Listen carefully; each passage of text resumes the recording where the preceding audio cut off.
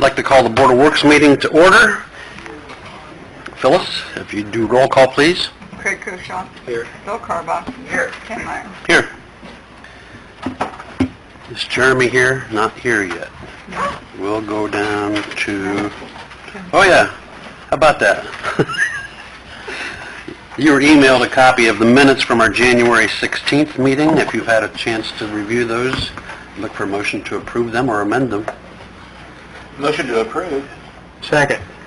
Motion and a second to approve the minutes from January 16th. All in favor? Aye. Opposed, the same. Thank you. Do you want to do the impact contract? Is that what you said? No, but I can find it here. Right here. Okay, the first thing on the agenda is to approve a street sweeping contract with NDOT and authorize me to sign it. Explain this, Phyllis. And we have a contract with NDOT, and the city sweeps US 27 and US 224 at a total of 4.3 curb miles on 27 and 2.3 curb miles on 224. We've done this contract for as long as I've been here. It's a contract for 48 months, and it's from July 1 of 17 to June 30th of 21. And they pay us $360 per month per curb mile, which is $2,376 per year. Total contract is $9,504. So we just need the mayor to sign if you guys approve. Motion to approve. Second. Before we vote again, that's $360 a mile per month. Mm-hmm. Okay, and it's Yep. a total of 6.6 miles. Yep. Right? Okay. I have a motion and a second to approve. All in favor? Aye. Opposed, the same. Thank you. I'll sign that. Before we go on, I called in, he called Dan Boog. Dan Boog said he didn't think there was any additional value on that. I don't have anything written at this time. I'm waiting on an email. so do we just skip over that tonight or come back in 2 weeks? Or what do we do? That's up to you. Unless you want me to make a report on it. What do we do pending? Yeah, I mean, I think we can review the contract and go over it and approve it pending, The release, okay. pending of, the bank agreeing to give partial release of the mortgage. Okay. And secondly, that the council express interest in the property and agree to spend up to that dollar amount towards. Okay, the next thing up on the agenda then would be a contract that we may enter into with, what's his first name, Brian Cronister, who owns the land on the other side of Monroe Street, or north side of Monroe Street, from the alley to First Street. And the very easternmost parcel is in very bad shape, and we sent him a notice to repair, and it's basically beyond repair, and he prefers just to have it taken down, and he's willing to enter into a contract with the city that if the city would take the building down, they would deed the land over to the city, kind of like we did across the street here at Founders Park. What we don't have yet this evening is he does have a lien on the entire property. We don't have a release from the bank releasing him from that portion of the land. So we can pass this agreement subject to the bank giving him that release. Am I saying all this correct, Tim? Mm-hmm. And there'd be a couple of other conditions. One, if we get commitment from the bank that they would do a partial release of the mortgage, then we would probably also proceed to do an environmental assessment to determine what type of environmental remediation, if any, would need to be done. I think Jeremy's gone through the building, and, at least preliminary, doesn't see much there, but that doesn't mean that an assessment wouldn't show something. And the understanding is that, the city would be required, and the council could act tonight on a resolution to express interest in the property as long as what the city puts into the property is less than $25,000, we don't have to go through the process of getting two appraisals and averaging the two, and that's the maximum that we can pay. So the way the agreement would be set up is we're not going to pay any money for transfer of ownership. What we would agree to do is pay up to $25,000 of the testing, remediation, demolition, disposal of the building. Anything over and above that would be Mr. Cronister's responsibility. He would be obligated to convey title free and clear by warranty deed, and then the city would be agreeable to pick up the closing expenses related to the transaction. The only expense that Mr. Cronister would pay in addition would be prorated taxes to the date of closing. If this all is done, then the city would not go forward with assessing fines for code violations for maintaining an unsafe building, and that would be additional consideration for the transfer. So, in essence, what the city is doing is we end up with the property, and we can take the existing building down. It removes an unsafe structure. It also removes a site, an unsightly building. And then the issue is, what do we do to make that a more attractive entrance into downtown? And that's something that the council will have to address at a later time. But it's kind of the same process that we went through with the Sweeper building a few years ago, which is now Founders Park. So, I think it's a step in the right direction. And at this point, if Board of Works is inclined to approve those terms, then, what we'll do is we'll hold on to the agreement until such time as council takes action, until we've been assured that the bank is willing to release the lien. And Need a motion? before we do that, I had a consideration of a resolution expressing interest in the Cronister. We still do that? That's at the council. I know, we still do that at the council, yes. Yes. Okay. Because this is just approving the terms of an agreement, should council approve it, so, or express interest in, Okay. And if the council commits that they're willing to spend up to $25,000 for those expenses. Got the money for that, fellas? Well, you'll have to look, where we have them for that. What other project do you not want to do? And I will point out that the city doesn't pay, if the total cost of inspection, the testing, demolition, disposal is $20,000, that's all we pay. Survey? Yeah. Up to, Yeah, not to exceed. not to exceed. Do we need a motion for that? Mhm. I'd like to Bill, make a you got motion. comment on I'm sorry? that? Yeah, doesn't Whitty have funds in his area Unsafe building. for unsafe buildings or for demolition of buildings? Yeah, he does. BZA spending his money earlier tonight, we might as well spend some too. Yes, he does. So.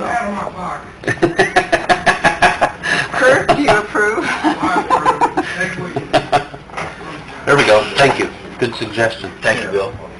With that, I'd like to make a motion that we proceed with this, and if the bank releases the loan and the title to the property, that we would go ahead and continue with our efforts.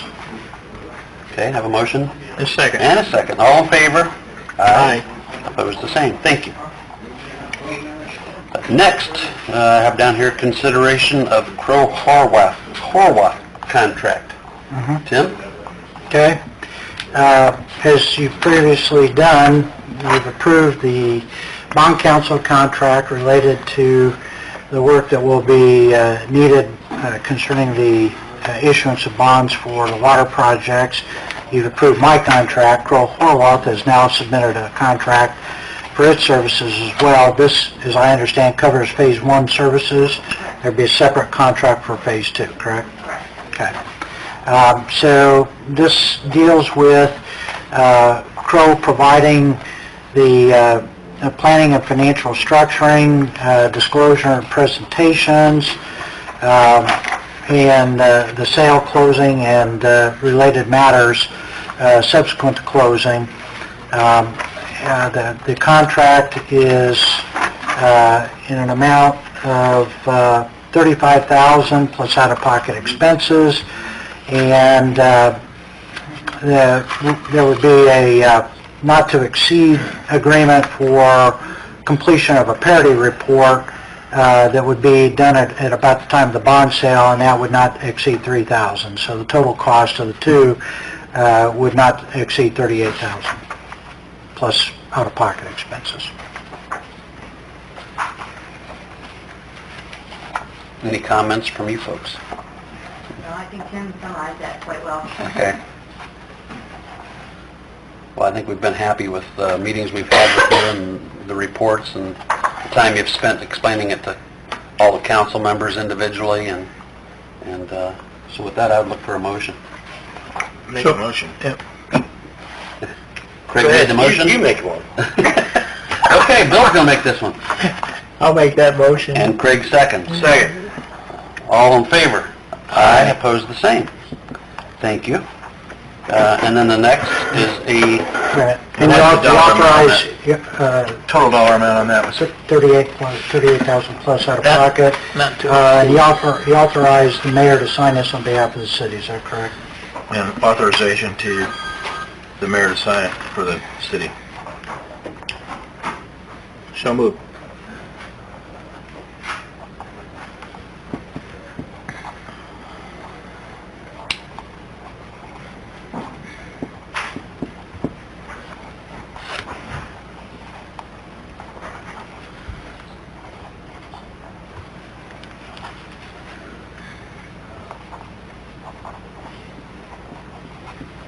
just one, Tim? One copy? We may have to make copies. But I mean, there's just one place in here to sign? Yes. Okay.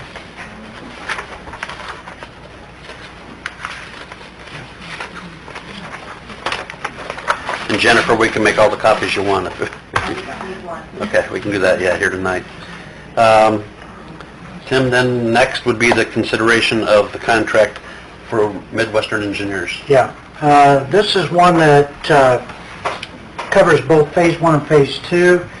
It's a pretty significant contract, and it may also include some services that we may or may not wish to take advantage of.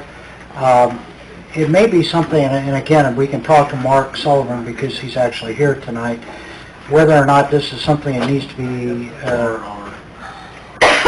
adopted yet tonight, or whether we would like to perhaps set up a time to sit down with them and go through this, because the contract is rather significant. I did check with Tom Pittman. Midwestern. Indiana Code 516 1.1 4 and 5 does allow, in the case of engineering services, architectural services, we have a number of options on how we select an engineering firm. We can bid it and issue it to the lowest responsible bidder. We can send out requests for proposals and select somebody using that process, or we can choose not to do anything and just go out on the open market and select who we want to use.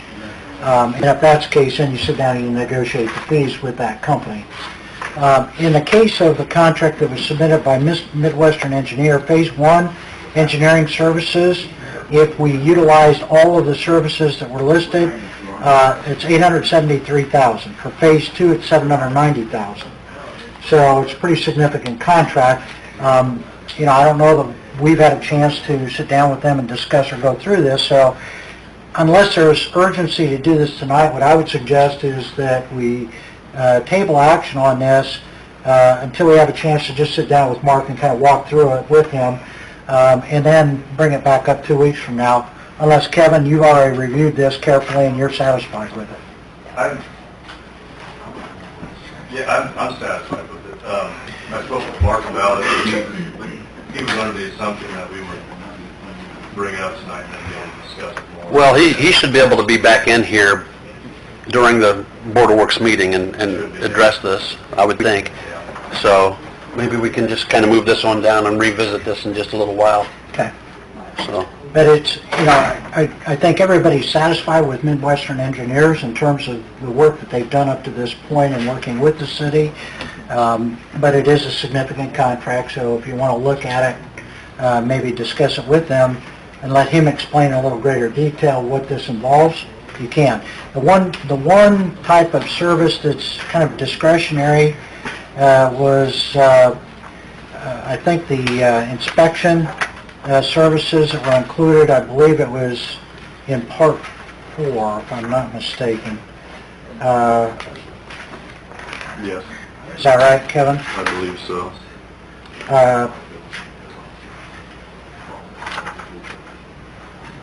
Yeah, resident Yeah. project, or resident project representative. And what that is it's kind of like what we did with, Bill's, yeah, on the sewer project, where we had an engineering firm contracted to be somebody that oversaw the construction, make sure it complied with the engineering plans, and oversaw the billing that came in. So Midwestern Engineers would be able to do that, and that's part of what they bid out. If you didn't want to pay for that on phase one, you could reduce their contract by $225,000, and on phase 270,000. So that's what I say. Yeah, let's, You may want to talk through this a little bit. I don't have any problem. The one thing I would say is I don't think there's any reference in here to e-verification compliance, and I think that's something that's required. That's a minor thing. The only thing with the inspection, I would recommend that we have somebody there, whether it's Midwestern or an outside party. And I've had other engineering firms express interest. trying to get that inspection. Sure. I'm happy with the work Midwestern's done. I know Bill is too, but if that's the way you decide to go, we can always price that out as well.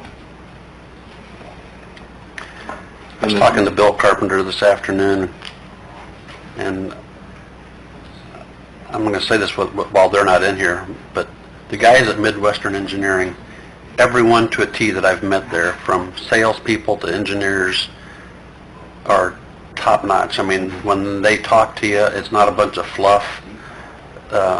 You can tell they're sincere, they're honest, and of all the engineering firms I've met, while I was a council member or as mayor, they're right up there at the top as far as integrity, in my opinion. Yeah, and I'm not questioning Yeah, all I agree. the reasonableness of this. It's just that it's a sizable contract that, was given to us, so I don't know if you want to take some time to review it yourself or not. Well, I think the discussion of whether another party does the inspecting or whether we leave it to them, that's something we need to openly discuss. Yeah.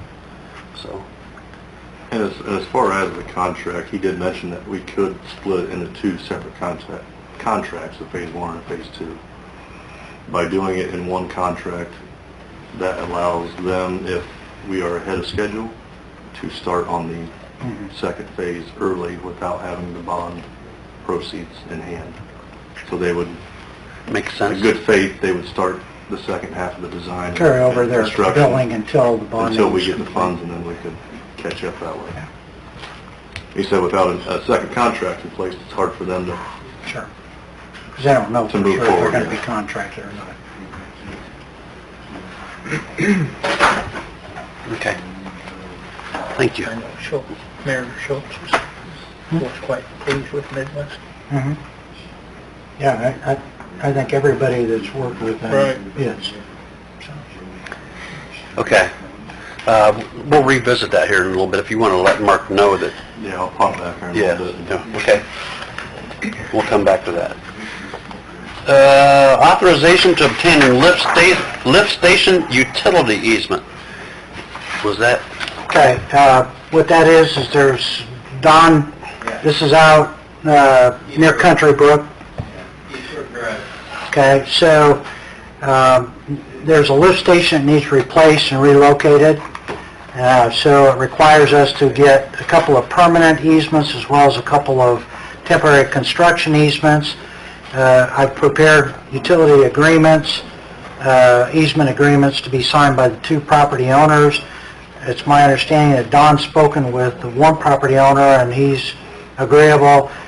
We don't anticipate there's going to be an issue with the second property owner, but we're trying to get a hold of that person at this time to make sure. So I guess what I would ask is that the board authorize us moving forward with seeking the easements that we need for these two properties. The easement agreement is pretty straightforward. Basically says that we would have the right to install, maintain utility lines for both sanitation purposes as well as stormwater. We have the right to ingress and egress to maintain it. And then the temporary construction easement would be for a period of 2 years or until the project is completed, whichever date first occurs. And we'd be responsible for any kind of reinstallation of drainage that's disrupted, as well as putting back the property in the condition it was to the best that we can prior to construction commencing. And at that point, the consideration is $1 or another valuable consideration, so I just attach $1 to each one of them, so Don can deliver that hefty sum to each of the property owners. Okay, so it's pending the other homeowners okay? I would just ask that you approve proceeding to obtain these easement agreements and authorize Don and/or myself to complete that. Okay. I make a motion to continue on with the lease agreement, easement agreement. The second. And I got a second from Bill. All in favor? Aye. Opposed, the same. Moving right along here. The next thing is pertaining to our building permit fees. And a recommendation. Right-of-way lease, right? Utility easement. Recommendation to put a cap on our building permit fees. Okay. Go ahead, Tim. All right. About 3 years ago, when we recodified our code, Nate updated our, Nate Rumschlag. Nate Rumschlag, who's at that time our city engineer, updated our fee schedule and how we compute permit fees, and those have been in place and used ever since. It was recently that we discovered that there's a flaw in how that is calculated when you're dealing with sizable projects. And when I mean that, a sizable project, I'm talking something that's 10 to 30 or 40 million. Up until recently, we didn't have any of those type of projects within the community. Currently, we have two. We have one with the hospital at Woodcrest, and we have a second at Belmont with North Adams construction project there. When you apply our permit fees using the schedule that's in our code, for these big projects, the permit fees escalate and they become very significant fees, and they become really out of alignment with what we intended. When we adjusted the fees, it was designed to try to bring us up to a similar standard of what was imposed by other communities in Northeast Indiana, and up until you get to somewhere in the neighborhood above around 3 to 5 million, you don't see this escalator, but once you get beyond that, then it starts occurring. And so after looking at it, the idea is that we want to be reasonable. Kurt and Sharon have looked at what the cost would be for these type of projects, both in terms of the administrative costs as well as the inspection costs, because typically you're going to have a lot of inspections on a complicated project, and both of these are. So the fees are a little bit higher than what you would have in a smaller project, but it's because of that. So after looking at it, I think Kurt felt that it was appropriate to put a cap on what the permit fees would be for a project that's been permitted or has gone through the process of site plan approval through the Planning Commission, or in a smaller project, which you're never going to hit this cap, would be something that Kurt approves himself.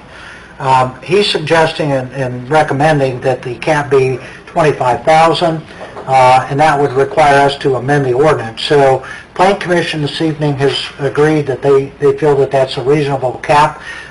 What I would ask is the Board of Works also weigh in on that and recommend council amend the code to put into place that cap, and then that way we would apply that to the two existing projects so that our fees for the permits that would need to be issued for these projects are not significantly out of where they should be. And having said that, if we didn't do anything, we would have been really out of line. Well, For North Adams, for example, our permit fees would have been over $100,000. Yeah. And that's like ridiculous. I mean, maybe close to $150,000. So this is definitely a move in the right direction. It's fair, and I'm not pointing fingers.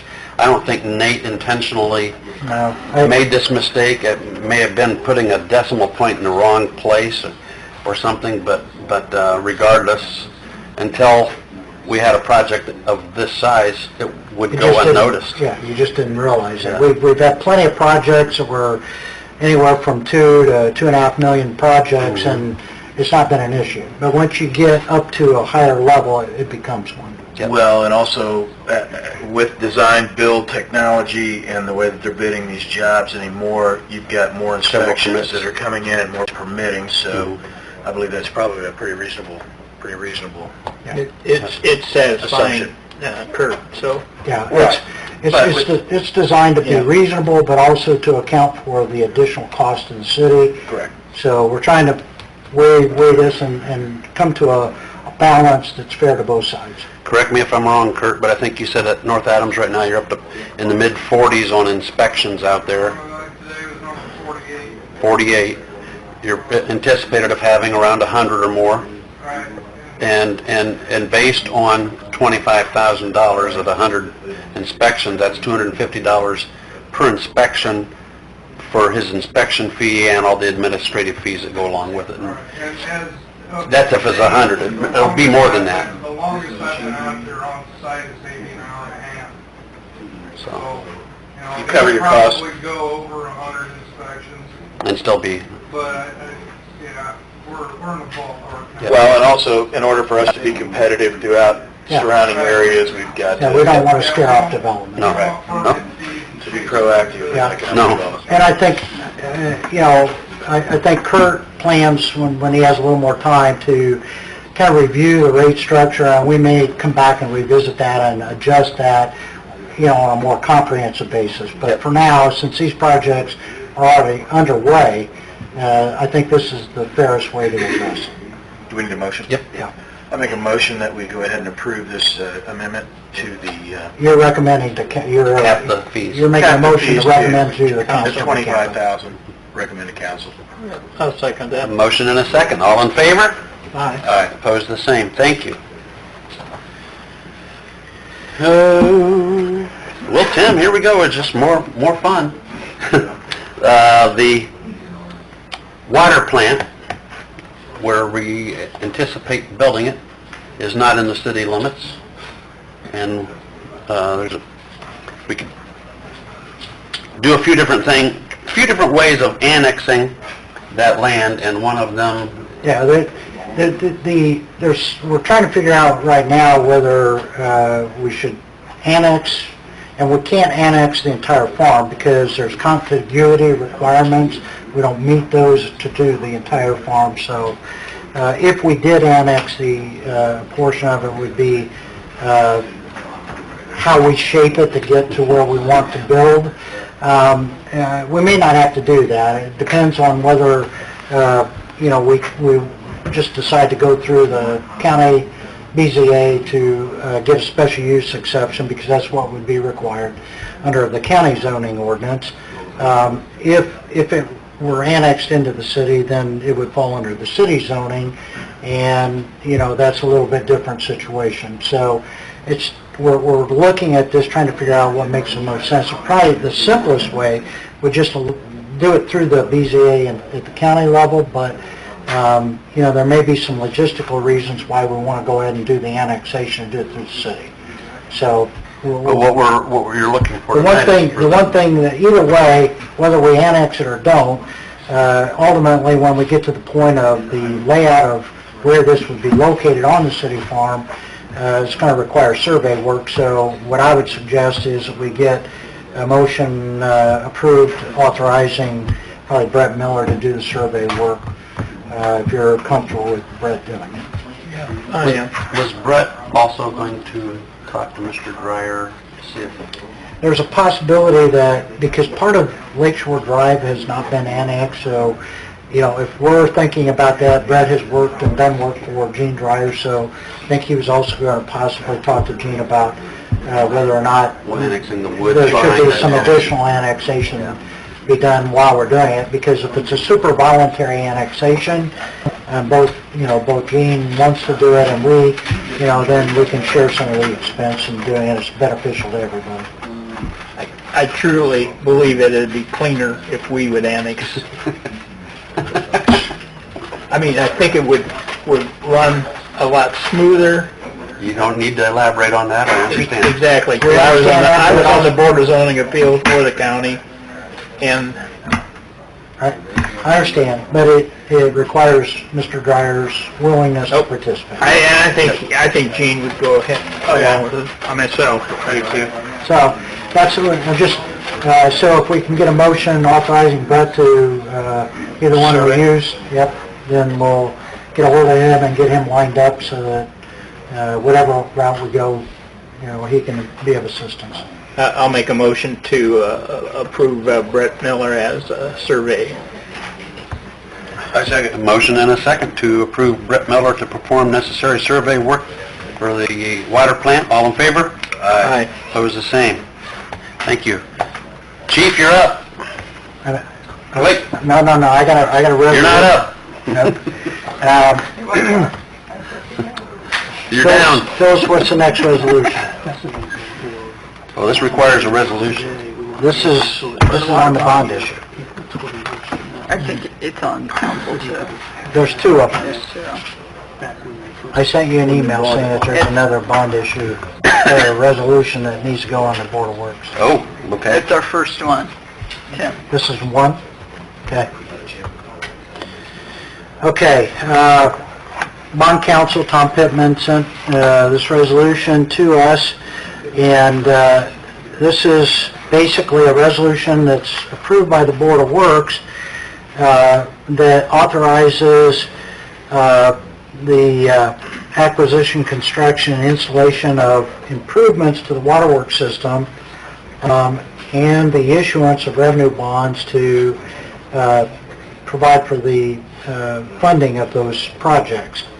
So what this does in essence is it recommends to council to move forward with the council's intent to issue bonds and also then take action on the bond ordinance, which is the next step in the process of putting in place the funding for the waterworks projects that were identified in our capital improvement plan and upon which our rate increase has been, developed. So, okay. Need a motion for that. Need a motion to introduce resolution number 2018-1. By short title. By short title. So I'll make a motion to introduce 2001 ordinance by short title. 2018-1. Greg, you second that? Second. Tim? Resolution number 2018-1, a resolution of the Board of Public Works and Safety of the City of Decatur, Indiana, authorizing the acquisition, construction, and installation of certain improvements to the waterworks system of the city, the issuance of revenue bonds to provide for the cost thereof, and other matters connected therewith. We'll look for a motion to... Is it pass or approve? Pass. Pass. Resolution 2018-1. Make a motion to pass resolution 2018-1. Second. I have a motion and a second to pass resolution 2018-1. All in favor? Aye. Opposed, the same? Thank you. There's 3 copies that I'll have you sign if I could, please. Just one of these lines here. Yep. You done? Other than Midwestern. Okay. Lenny, you're up. Again. The new chief is on the ball, man. I tell you, guys, he's getting out there and getting it done. Well, I think you had John Summers do the legwork on this. He was my go-to guy. Good evening. As incoming chief, I wanted to update our firearms, our off-duty firearms. Some are as old as almost 20 years, and then some of our side on-duty weapons close to 14 years. So I already had a quote through Acme, getting your permission to get new Glock 17s. And me and Mike Mahan went to the chief conference about a week and a half ago, 2 weeks ago, and we actually found a better quote. And for 21 Glocks, 20 holsters, and 20 double mag pouches, with our trade-in value, and then our money that we bought our PPKs with permission from Border Works, and additional $1,500 from our prosecutor, all those guns and holsters and pouches comes to a total of $657.50 that we'll be getting, all that New equipment. guns. And I just got a call today that those guns will be in next week. That's the Gen 5 Glock 17 9mm. I was going to go with Acme, but then when we went to the chief conference, we actually talked to the Glock distributor. I showed him the quote, and he said that he can do better. And then we additionally get the red dot on the night sight too for free. So we saved ourselves almost additional $1,000 just going through Keesler's now in Fort Wayne, or Spencerville, excuse me. So those are coming, but also Glock threw in a free armory class, which is valued at $250 to our fire instructor, which he went down there. So he is certified to change springs, any type of minor repairs. So all we had to do was just let him drive a car and go down there in Marysville, Ohio. That's Jamie? Yes. Jamie Tharp? Yeah. Okay, so, yeah, this is just kind of a no-brainer. We'd already approved you to get them at a higher dollar figure. Correct. You're just reporting tonight that you're getting them for half the price and Correct. getting more. Correct. So, Well done. yeah, Yep. just make that a matter of record. Okay. All right. I don't need to, do I need to, I don't need No. a motion for that, just kind of just a report from Lenny. Thank you, Lenny. Yeah, thank you. Well done, Lenny. Thank you. Kevin? As you all know, we've been looking at new software for the utility billing system, and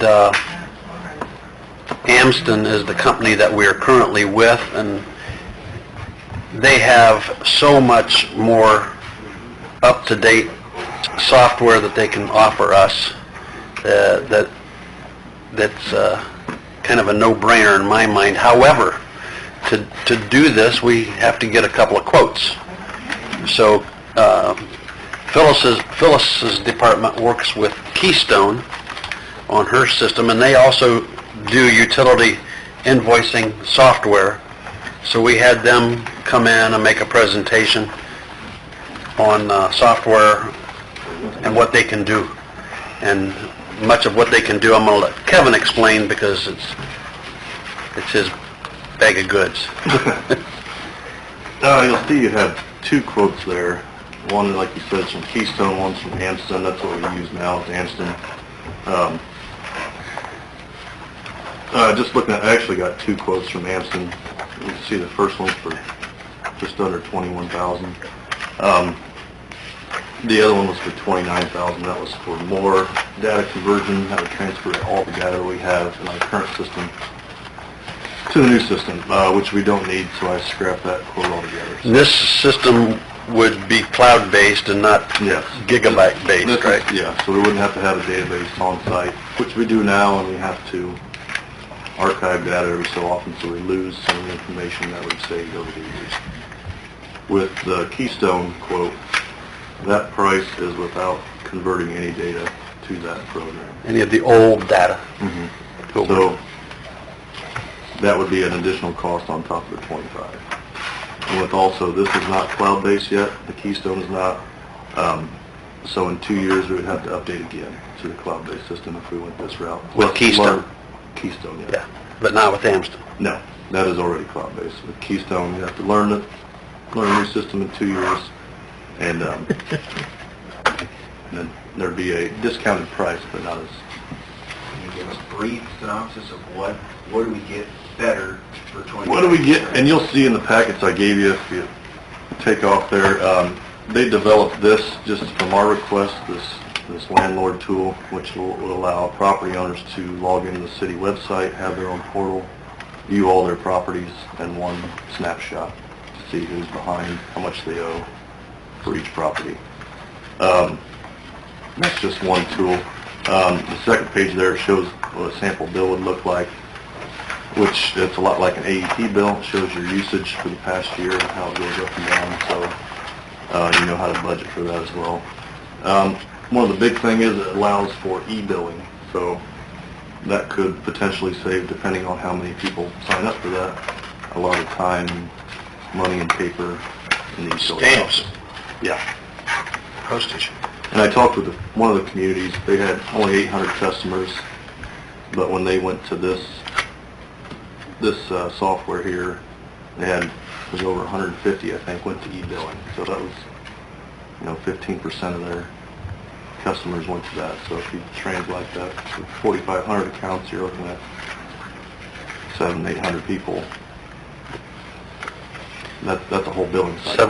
700 to 800 people that we don't put postage on every month.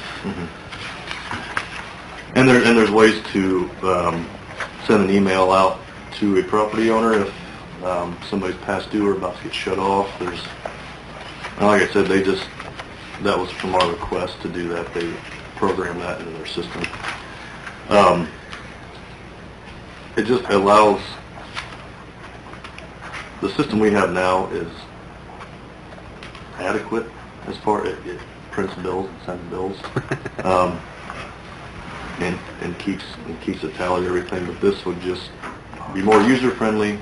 Every citizen could log into the website, pay their bill online a few different ways, credit cards, automatic withdrawals. They could view their usage online. By credit card, but not by check. No way to get rid of that. Unless, The only reason I don't pay my city bill online is because I don't want to pay a fee. Well, you do. then we would have to eat that 3%. Yeah. If we didn't pass it along. Cheap. Yeah. Now, myself, Payment, though. yeah, myself, all you have to do is give your routing number to your checking account, and they will automatically deduct it from your checking account each month with no charges. And that's what I do, and that's smooth and easy. It doesn't cost anything extra. So, I think that if we put a campaign out to the general public and they know that, I think a lot of people would do that, because that's totally free. And that would just be a way for somebody to check. You can check your usage, like I said. Right now, they don't have it. It's just by month. It's in the future, it may be able to, depending on what kind of metering system we go to. If we go to the more advanced AMI, then they could check daily their usage and find if there's a leak. That's down the road, but I see they say here, notify customers of leak alarms. yes. We do that now, but it's usually a month late Or this by a way. phone call. This could potentially catch it a lot sooner. It all depends on the kind of meter you have too, and how, like I said, if we go to that more advanced AMI system down the road, we would know in the office immediately if there was a leak. Currently, it would be sooner than a month later, but you'd still be behind at least probably a week. But that could be potentially 20 days of a running toilet. That could be tens or hundreds of dollars. This whole thing was kind of brought to light during the conversation of property owners with rental properties and our write-off of $25,000 of unpaid debt this past, on 5-year-old accounts. And really, I mean, I think that this is, you know, when the residents were sitting out there and throwing questions at us about our software and what it can do and what it can't do, you know, that's when we started looking into this, and we really realized that the system we use, like Kevin says, yeah, it'll produce and send out bills, but that's about it. Yeah. And as far as cloud-based, it can only hold up to so many gigabytes of data, and we're maxed out all the time. So every time we add something that's older falls out of the system. So this is definitely something I think we need to consider very strongly. You know, the investment of the approximate $1,000. It would just be 20. The 5 is... 20,000. Yeah, $20,875. Now, and that does give us some backup, right?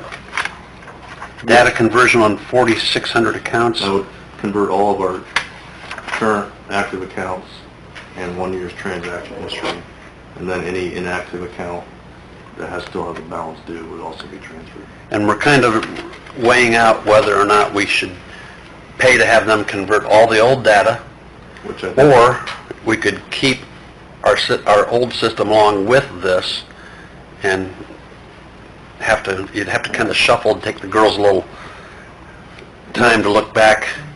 I would recommend doing it that it would save $8,500 up front, and then also, you know, they said they would support the old software for as long as we had it as well. So, you know, essentially in 5.5 years, we can do away with that software altogether, because we'll have to... Because it'll all be, yeah. Because we haven't been audited in 4 years, Yeah. and then also the 5-year write-offs, we have to keep all that information, so 5 years from now, all that will be on the new software. And if in a year or whatever we realize that, okay, this is just too cumbersome having both, we could then Yeah, pay we could them always down. transfer Yeah, it. we could always do it later. Yeah. So, great. Opinions, thoughts, council members? I'd like to hear from you on this too. Utilities got money paid. Yeah. It's needed. Well, yeah, and then I think we owe it, you know, it's something that if we're going to pursue rental property owners to be responsible for their properties, the more tools we give them, the less pushback we're going to get from them. Yeah. So, I think we were due probably years ago to get new software. This just kind of brought it to the forefront. yeah. What's the amount then, Kevin? $20,875? Correct. So, tonight you're looking for approval from the Board of Works to go ahead and purchase this? Is that what Yes. you're looking for? Tim, you got one away on anything here? Are you saying you'd be taking the data conversion off of that, though? No. No. It's already off. No, and It's already on. this other quote This would only was for just under back up 30,000. 1 year's worth. So that would convert all the data we have now. So It was another $8,000. for another $8,500. To go back like 5 years. But I'm okay with, and The the girls are girls okay. up front are okay with just keeping the system just as a reference, and then using it for write-offs and cross-referencing if we have a new customer, making sure they don't have outstanding bills. If any of you ever see Aaron Hirely or Kathy Basham, you need to thank them for the great job they do. They don't just stand up here and accept people's billings. They're on the phone, calling people with late bills. Well, I assume this software will help them too. Yes. Yeah. Taking a lot of... I mean, they are on the go all day long. They work hard for what they do. And this allows us to store a lot of things with the account. You know, we're talking about having contracts that we're going to have to, if somebody comes in, wants service in their name, they have to come in and sign a contract. If you're a renter, you and your landlord will have to come in and sign a contract together. We can scan those and load it right to their account, so we don't have to keep a file cabinet full of those. So everything will be in one spot. Do you need a motion? Yep. I'll make a motion that we take on the Amston Utility Data Management Software proposal. I'll second that, yeah. All in favor? Aye. Thank you, Kevin. Thank you. Kevin, one thing, just tell them that we're going to need the e-verification certification, I'm sure they're... With Midwest, if you want, I can run back there. No, on this one, too. Yeah, but yeah, if you want to go get, Yeah. Oh, okay, for the... at least get Okay. one of them. I know there's two of them. Is that Steve, the other guy? Yes. Yeah.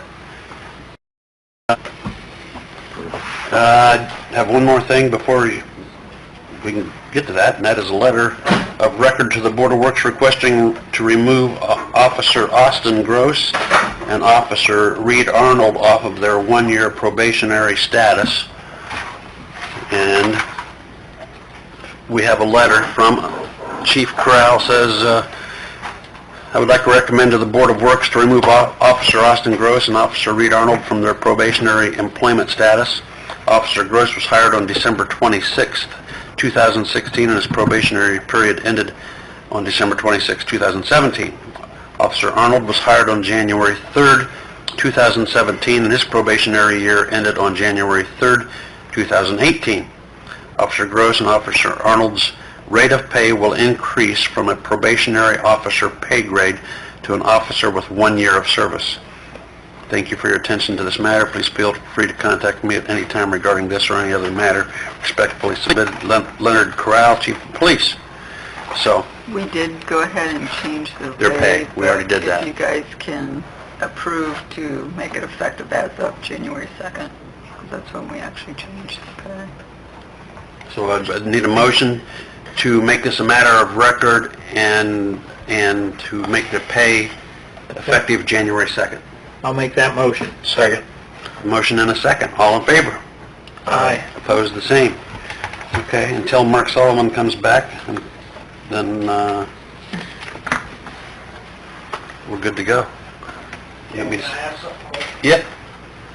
Okay, upstairs on the remodel project for Phyllis's office, in the whole upstairs, we have been working with Mark Riley on the restrooms.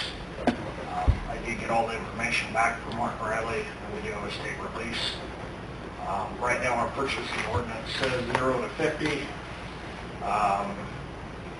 There's different parameters, 50 and above.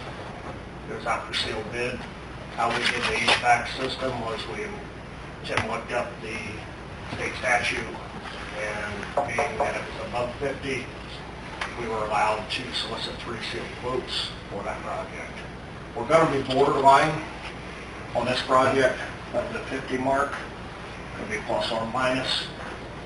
Just asking. And what you're talking about is primarily the upgrade of the ADA restrooms. Both restrooms. Yep. What I'm asking for tonight is just direction if we can, the sale quote worked out well for how we did the HVAC. I would like to do it for this project also, but I need your direction as to if you're going to allow that or not. If you're close, then I would probably recommend that you go that route, that way you're covered. We're going to be well under the threshold, the high threshold. Right. So. But I mean, if you're at the minimum level, Correct. then I would think you'd be better off just doing that. Just do the sale quotes. Okay. Have you already got an apples-to-apples comparison for that? Yes. We've Okay. got it currently back here. I was back there reviewing it. So. All right. Did you give Jack Daniel a call? Yes, I did. That's how I come up with that. Okay, he gave you, okay, good deal, all right. Need a motion to approve that. Yeah, I would just have a motion authorizing Jeremy to proceed with getting 3 sealed quotes following the statutory process. So moved. I just want to run that by. Yep, thank you, Jeremy, appreciate that. Second. Motion and a second, all in favor? Aye. Okay. Mark, thanks for joining us. Sure. How are things going back there in the back room? We're doing well. Good. Come on up here and have a seat. Thanks for coming again tonight. Oh, you're quite welcome. Yep. In discussing your contract for Phase 1, Phase 2, we had some things that we wanted to bring up and discuss a little bit Okay, before we entered into anything. Tim? Well, what I brought up, Mark, is, I think everybody is Yes. very happy with Midwestern Engineers. But having said that, the nature of the contract is a sizable contract Sure. for both Phase 1, Phase 2. So what I suggested is that either, since you're here, discuss this with you now, or set up a time later. Right. And then come back 2 weeks and address the contract. If the board want to do it, since you're here, they said, I think, let's just go ahead and talk to you now. Oh, sure. So, and maybe you can walk through this, but if I understand, the design phase is part one, that's $490,000 under the contract. Correct. Well, let me back up a little bit, Tim. Okay. Initially, when we did the original estimates and everything, we didn't contemplate phase one and phase two. Phase one and phase two make absolute sense. We were going to have to do it, we had to do the east side first so that it could operate to do the second. So it makes total sense to do 2 phases. So what I did was I split those fees into a phase one and a phase two, or a part one and a part two. That way you would only incur part one out of the first bond, the first go-ahead. And I believe my intent was, and we may revisit the language, it's been several weeks since I wrote it, but my intent was not to proceed with any phase two without written authorization from the board. So even though it's in here, we would only be authorized to do phase one. And the one caveat that I was putting in, keep in mind, the one thing that I'm willing to do as part of the contract is I'm basically guaranteeing phase two's costs in today's dollars. So initially when we had it together as just one contract, you enter into a contract and you just assume you're going to do it all. So I was trying to figure out a way so that I stayed consistent with the original estimate. That way it keeps all your bonds and all your phase two estimates legitimate. So I put the exact numbers in here as within the original construction estimates and non-construction estimates, but I split it into the part one and the part two. So you'll actually see 2 design components. Right. The component, and forgive me, I say phase one and phase two. So you'll see it when you get back on page, wherever it starts talking about the cost.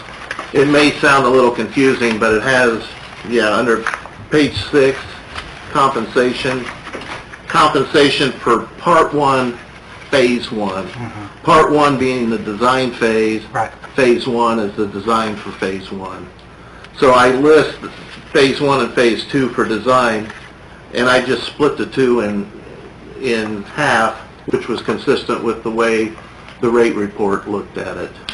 So I don't know if that answers your question, but that's kind of what I did. But again, my intent, and let me see, I forget where I put that language in, but I put the language in. There's language in that says that you don't proceed unless we authorize for phase two.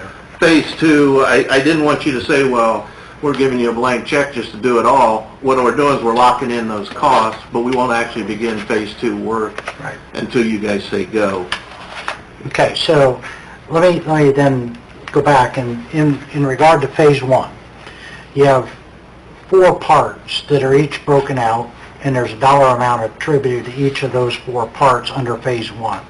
So if I'm reading this correctly, the design services is part one, is that correct? Correct. And the cost of that is $490,000? Correct. And part two is the Part two is the bidding phase. the bidding phase, and that was $10,000. Correct. Part three is the, trying to get through that one, just a second, construction engineering, Correct. and that was $136,000. Correct.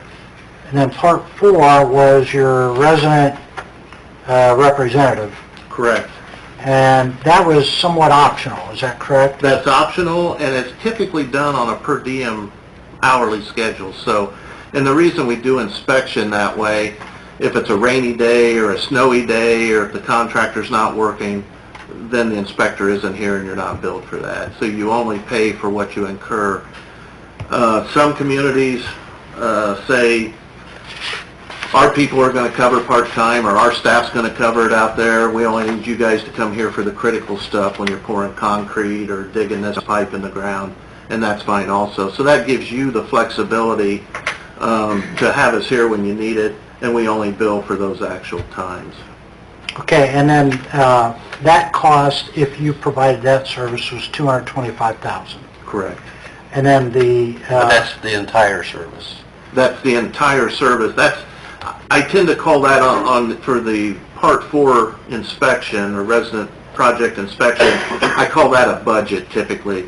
We got up to $225,000, but you only incurred on an hourly Not and to exceed expense that, base, yeah. and not to exceed that amount. Okay, are the Part 1, Part 2, and Part 3 lump sums that are fixed? Yes. Okay, so it's Part 4 that potentially would not, it would be up to but not exceeding 225, so it could be less, but it That's won't be correct. more. And generally is less. Okay, Would the inspector likely be someone Indianapolis-based and we're paying them to drive up and back? Right now, mileage? if we were starting in a month or two, and it'll probably still be, I'll probably propose, I have a guy that lives in Rochester, Indiana, so I would probably, he does most of our northern Indiana jobs, and right now I've kind of got him earmarked to do this one.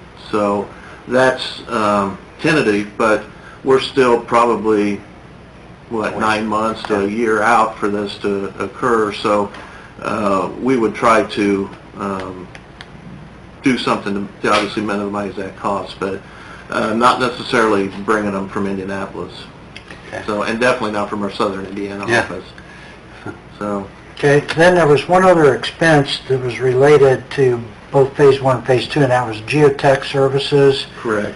and that's another $12,000 for that, is that Right. correct? Okay, so if we utilized Midwestern Engineer for Part 4 services, the resident representative, the total of that for Phase 1 is $873,000, if I did my math correctly. And then you have a corresponding fee schedule for the same parts in Phase 2, and the first two items are the same. Part 1 is $490, Part 2 is $10, and then Part 3 is slightly less, $112,000. That would be for the construction engineering. And then the resident representative is less, it's $170,000 in Phase 2 versus $225,000 in Phase 1. And then the geotech services is $8,000 instead of $12,000. So again, by my math, that's about that's $790,000 for Phase 2.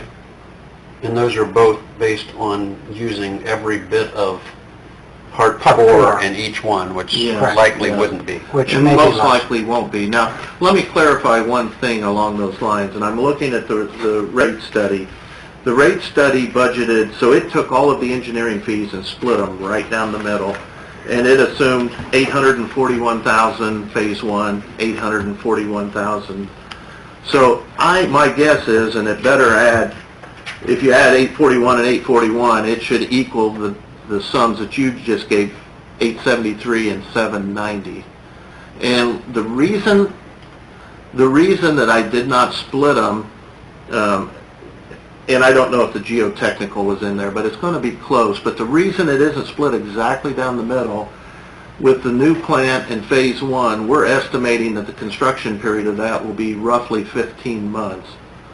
Whereas Phase 2 will be closer to 12 months, 1 year. And because of that discrepancy in time, and because of the inspection being based on kind of a per diem hourly basis, I put a little bit more in the budget for Phase 1 because it's going to be a little longer period of time.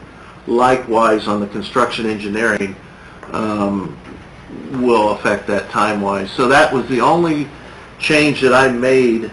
The total amount was intended to be the exact same as the rate report, but I was trying to figure out how to account for the longer construction period in Phase 1 versus the shorter one in Phase 2. Understood. Well, okay, so, again, I'm doing this quickly, but 63, $1,663,000 is what I'm coming up. And it looks like that other would have been, what, 841, 840. 1,663,000.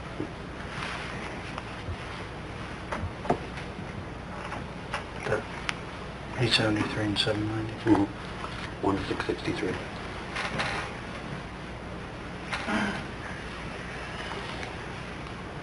Looks like in the rate report, I get 1,682. In the contract, those two numbers are 1,663. 63, so slightly less than what you Slightly showed. less. My guess is the geotechnical, which is actually a separate service of us, it's drilling soil borings where they would build the building. I think that's probably the difference, that if you added the cost of the soil borings to that contract, Phase 1 and Phase 2, my goal was to hold consistent with the 1,682,000, because that's what you've based all your numbers off of. That's what we've led into with the estimates.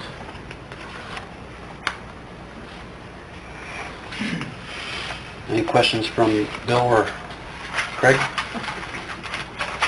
No, I don't think. Any of the council members have any questions? You got all that, Tyler? Wrong business. No offense. Those are big numbers. Yeah. I mean, that's a lot of, it's a large contract. Well, and the thing I'll throw out there, and one of the things we're proud of, is I feel like we're one of the more affordable engineers.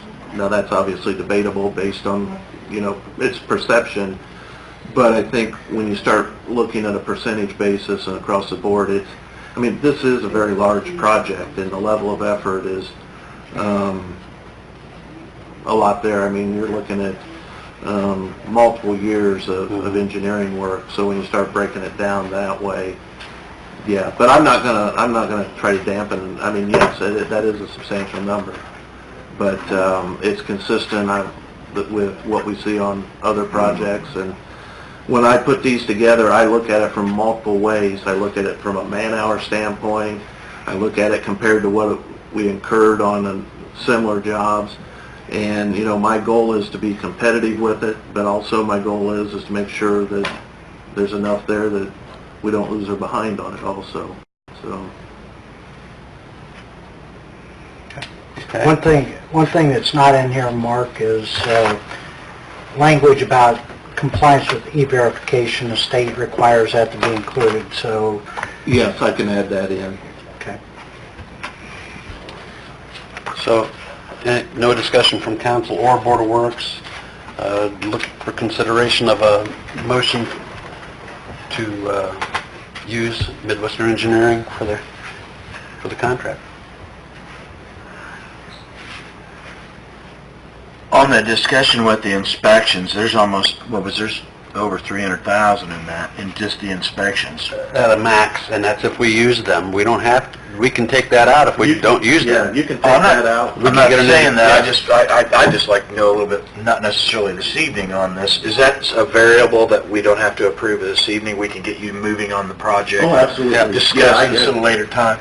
Just to go into, to save time tonight. Yeah, we have, like we said, we got breathing room. The construction won't start for 9 months till, later on in the towards the end of this year, so you've got some time to look at it. If you give us the opportunity to discuss that with you, what that entails, because last time I didn't feel so comfortable with that when we had another project. I just didn't feel comfortable about it. So if you wouldn't mind taking a little bit more time, I'd be happy. I have no problem. And I'd like to, I'll talk to you more one-on-one about that. Right. Yeah. What I can do is I can set that up so that only proceeds with written authorization, where we would come back and say, guys, we're starting to get closer to construction, what do you want to do? And if you pull it completely out of the contract, that's fine also. So it's more of a budgetary number. We maintain, I think we have 11 full-time inspectors. We've got guys, we got a lot of them that are 30 to 40 years experience, so they've got a lot of background experience. But there's different philosophies from community to community. Some communities say, we won't turn one nut or bolt without somebody there watching it. And others say, no, our guys can cover that. We only want you here on the important stuff, say when you're pouring a concrete tank or something that they didn't feel comfortable overseeing the contractor doing. Okay. Well, I think if you had Mark add the e-verification language and make that one aspect discretionary. In fact, may have been, because I thought there was language in there already about... You know, I don't remember, Tim. A lot of times I will put in there language that says, if the owner so desires, inspection can be Yeah, offered. it says shall, and I have a question here, May. whether we could just say may, or put in there that it would be, Part 4 would, services would be provided at the cost reflected upon written authorization by, the owner or the city. Okay, yeah, I'll change that. That way it gives you the ability to decide ultimately whether you want to use Midwestern Engineer for the inspection services, if you want to do something different. Sounds great. Do you need a motion to approve? I make a motion to approve that with those recommendations. I'll second it, yeah. Thank you. All in favor? Aye. Opposed, the same. Thank you. It's 7:15, we're done. That was 11 different items we tackled there. Good job. Now, if the council meeting just goes this quick, we'll have it be good. I'll read fast. Look for a motion to adjourn. Motion to adjourn. Second. All in favor? Aye. We are adjourned. Thank you.